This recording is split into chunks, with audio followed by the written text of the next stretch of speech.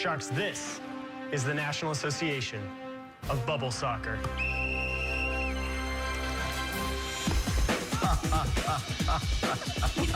Hey everyone, and welcome back to Splash. Today we are going to be talking about 5 rejected Shark Tank pitches that made millions. Do you want to win the new iPhone 11 Pro? If so, be sure to watch the whole video, leave a like, and comment the hidden message. And with that being said, let's get right back into the video. Number 5. Bouq. We literally scraped together 13 grand, and that's what we used to launch this business. And so my co-founder and I threw in a couple grand, literally my mom, my sister, 2 of my best friends. John Tabis had a humble idea. He was tired of how expensive and poorly delivered flower bouquets could be, so he started his own company. Bouq was a flower delivery service that cut out the middlemen and delivered fresh flowers quickly and affordably. The idea was simple and much needed, but the investors didn't believe Tabis's projected profits, so they rejected him.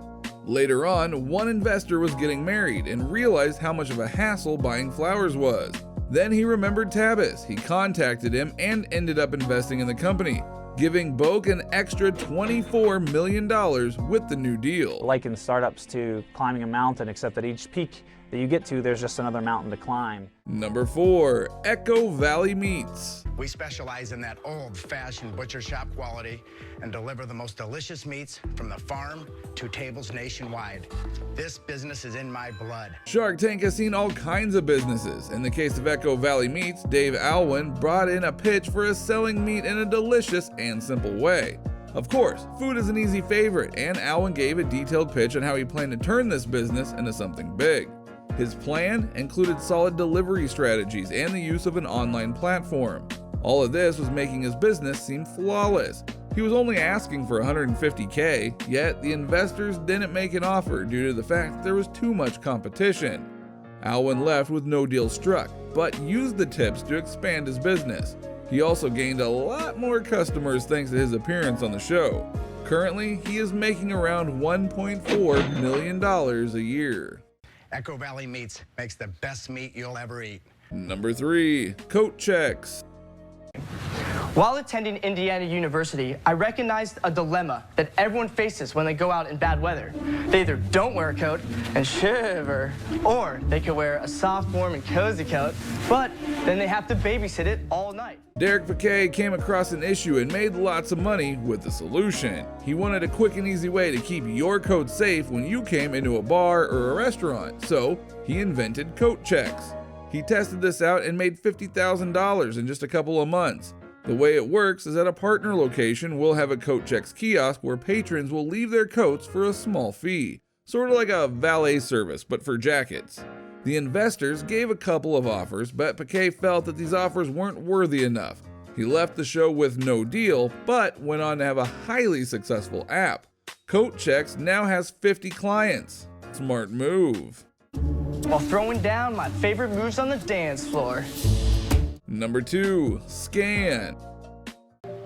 Now, Sharks, before you grill me with your questions, I have a question for you. How often in your day-to-day lives do you see one of these scannable codes? They're everywhere. Scan was a neat idea brought onto the show by Garrett G. The idea was that you could scan a QR code with your phone and find information from a product, such as prices and any discounts. The idea was smart, but G mentioned that he already had $8 million invested into it. He then went on to claim his software was worth $20 million. The investors didn't feel it was worth that much, so they rejected him. He was lucky to be rejected because Snapchat eventually bought his app and all of its technological aspects. They use his QR scanner to allow users of the app to quickly add others with just a scan. G was lucky because Snapchat gave him a cool $54 million. We are still young and foolish enough to believe that we can change the world from our college dorm room. So Sharks, which of you is still young and foolish enough to take a chance on us? Number 1. Coffee meets bagel. My name is Arun, Daun, and Sue, and we're the Kang sisters from San Francisco. Sometimes in business, you have to make risky decisions that could cost you your business. For the Kang sisters, they did just that. These sisters wanted a matchmaking app that focused on quality rather than quantity. They wanted matches to be genuine and not just have a user stockpile of a bunch of people in the hopes that they'll get lucky. The app was very promising, and Mark Cuban saw a future with it. So what did he do?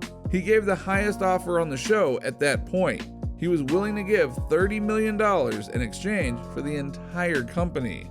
The Kang sisters shockingly refused. To the average viewer, that seems like a missed chance, but from a business standpoint, well, they made the right decision. Similar apps such as the popular Tinder can now be valued at around $1 billion. So the sisters left the show empty-handed and expanded the app with the help of outside funding. They made a very wise decision because now the company is worth an estimated $600 million. Sharks, I know what you're thinking. It's another dating site. We all know online dating sucks.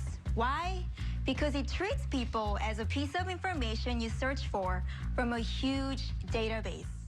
A simple reminder on how to enter our brand new giveaway. We'll be giving away the brand new iPhone 11 Pro, so be sure to leave a like, comment the keyword, subscribe, and turn on notifications to enter the giveaway. It's really that simple. Go for it. Well everyone, I hope you enjoyed the video. While you are here, go ahead and click the links above to check out some of our other awesome videos.